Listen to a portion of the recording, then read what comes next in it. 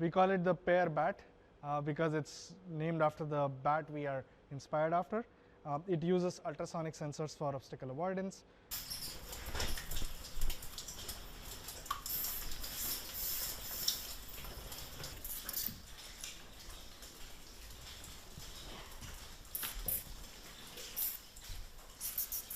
We are building a new class of drones with new technologies built on what bats do. Echolocation, which is send out a pulse of sound and listen to the weak echoes and discern where the obstacles are. This is different and better from current day technology because it works in smoke, darkness, snow, which is super important for search and rescue operations. Current robots are big, bulky, expensive, and cannot work in all sorts of scenarios. Our robots are smaller. Because they're smaller, they're safer and agile.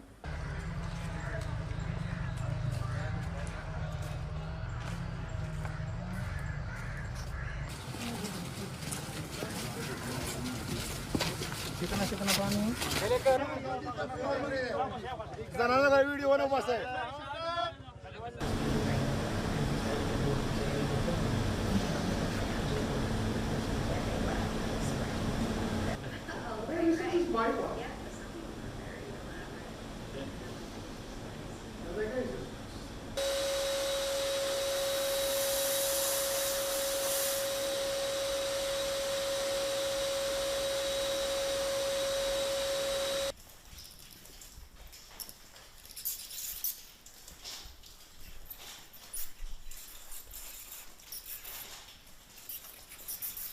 So current day search and rescue robots are mainly operational in like broad daylight and like beautiful, perfect scenarios. The problem is that like search and rescue is a dull, dangerous, and dirty job that happens a lot of times in darkness because the power lines are knocked down. So while we were looking at solving this problem, we were like, this has to be really practical. So we looked into nature, what nature has done to solve this problem of navigation in like darkness and dusty caves. Bats were our answer.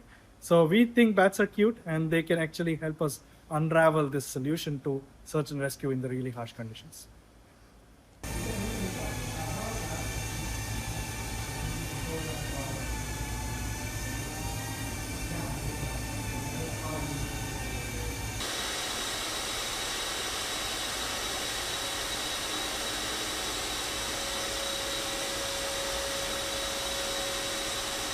So imagine like you've seen these like ads where people like just go and walk into a glass wall, right?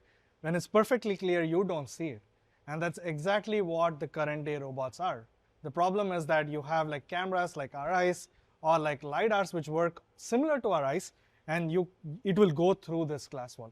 Just to make sure that there is something here, we put our logo. So you see that there is indeed something here. And if I tap it, you will see you can hear it.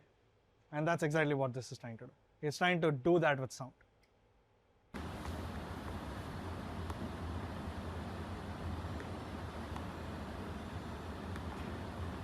So you see that yellow line, right? Here.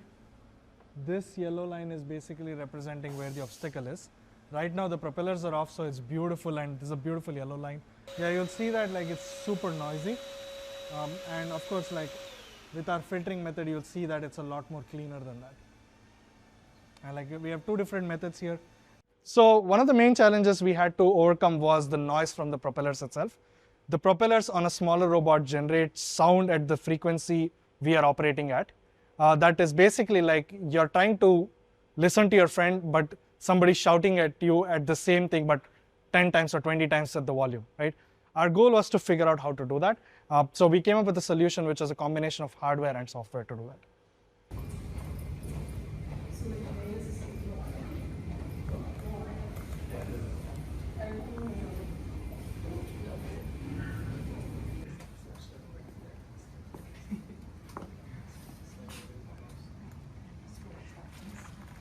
Yeah, they're generally not this alive in the morning. Our main goal is to work on like the software and the algorithmic toolkit to make use of these sensors. Just using the sensor itself will not give you enough data to do obstacle avoidance.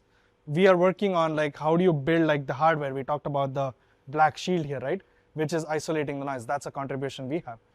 Along with the software which we are building, which is the AI stack, which helps you reduce noise on an aerial robot. Funnily enough, these sensors were not even built to go on drones. These were built for like, you've used these like automatic faucets, right? For distance, this is built for that. Any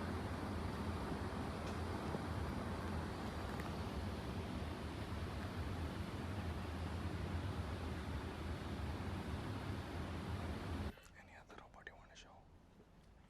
That's it, right? These are all the new ones, right? With ultrasound, we can only do obstacle avoidance. So what, you don't see a camera on this, but we have another robot which has a camera on it as well. That's what Deepak is working on. So we have one or more cameras which are only used for detecting people. So the ultrasound makes it super efficient because it's super power efficient to like basically be able to go out and navigate. And the camera is taking snapshots every 1 second or every 2 seconds, and it's trying to find survivors there. And that's what the goal is for us.